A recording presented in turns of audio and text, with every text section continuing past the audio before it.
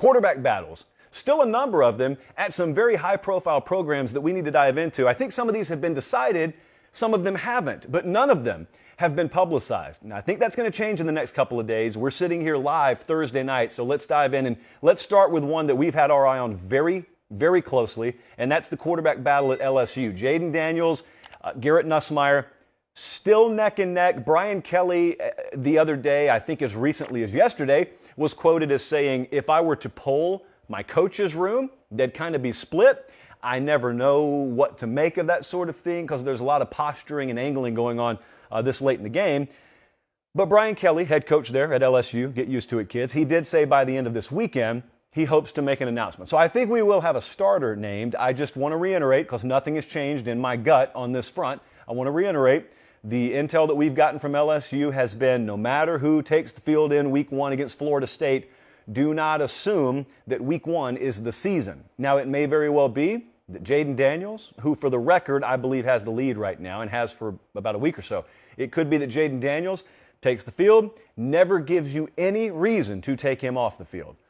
Those are the benefits of securing the ability to start for your team. But we have seen countless times, you and I, when someone does get that benefit because they've been a good practice player, but it doesn't translate over to game day as well. And so it's sort of ugly, it's sort of blah, and you give that QB2 a shot, and that QB2 all of a sudden lights a spark. Famously, another SEC West team saw that happen with Blake Barnett. Whomst? Exactly. You don't remember him because Jalen Hurts was QB2, got the shot, and never relinquished it. Anyway, let's just keep an eye. This is not an apples-to-apples thing. Both of these are very good quarterbacks, we think, but let's keep an eye on this. I do think, obviously, we will have an answer as to who's going to start against Florida State by early next week, maybe even Sunday. We'll see.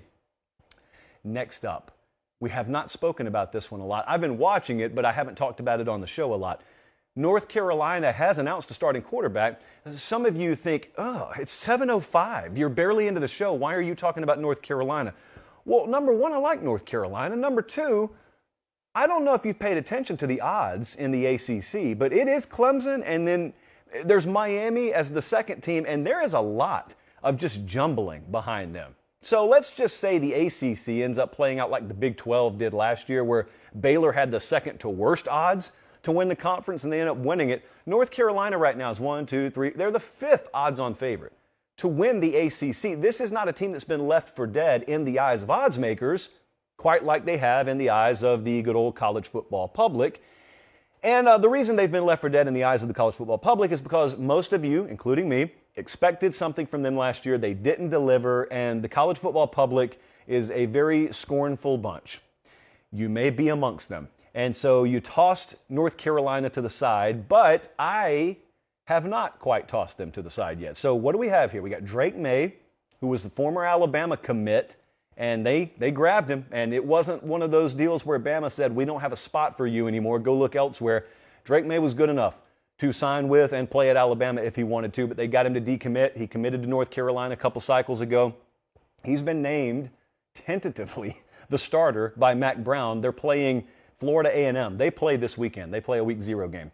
Jacoby Criswell, though, is right in this thing. This does not sound like something that's really been settled. It sounds like they know they got to trot someone out there to take the first snaps, and this is kind of the way Mac Brown phrased it. He said he's going to take the field first, I think were the words he used.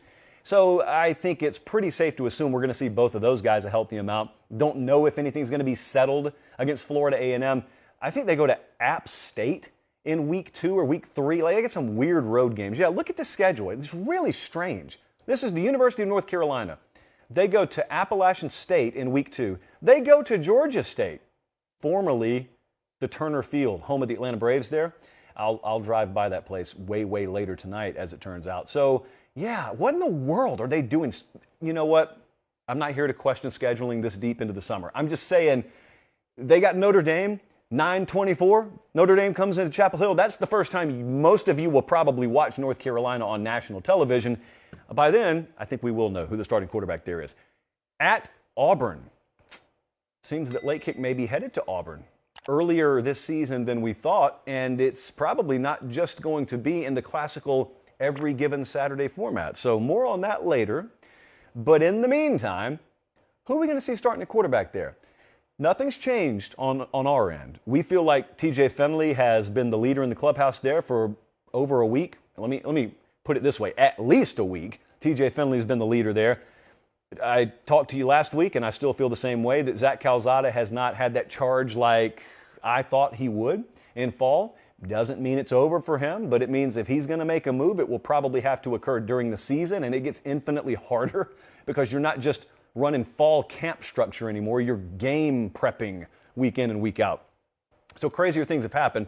Point being, looks like maybe Robbie Ashford, the Oregon transfer, would be the number 2 there if they played a game today, and they do play one next week. Now, we have talked many, many times about Auburn's schedule. They are one of these teams, A&M's another one, where they don't dive in immediately against top 25 competition, so they can afford for this quarterback battle, if it does, to spill over into the season.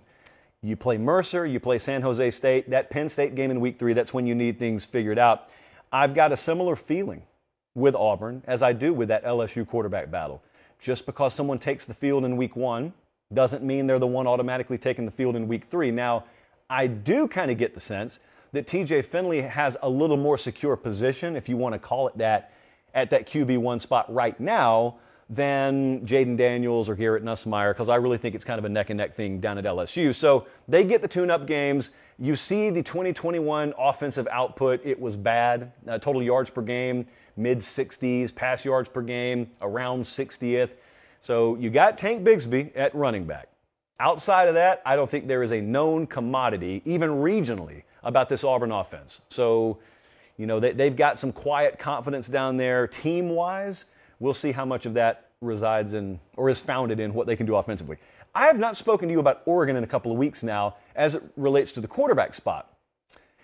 And I still think I'm right on this, but man, Dan Lanning, new head coach out there, is not giving anything about the starting Oregon quarterback position. Now, you know Bo Nix transferred, ironically, from Auburn out to Oregon. And I think you know Ty Thompson, a former high 4-star quarterback out of Arizona. He's been there for a little while. Feels like a lot longer, but he's only been there 2 years.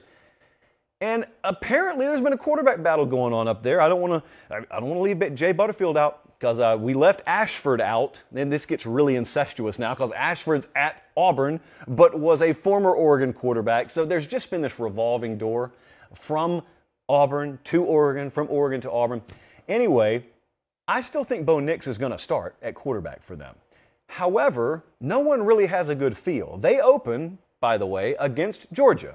Oregon versus Georgia next Saturday afternoon in Mercedes-Benz Stadium in what sources are telling me is a neutral site game.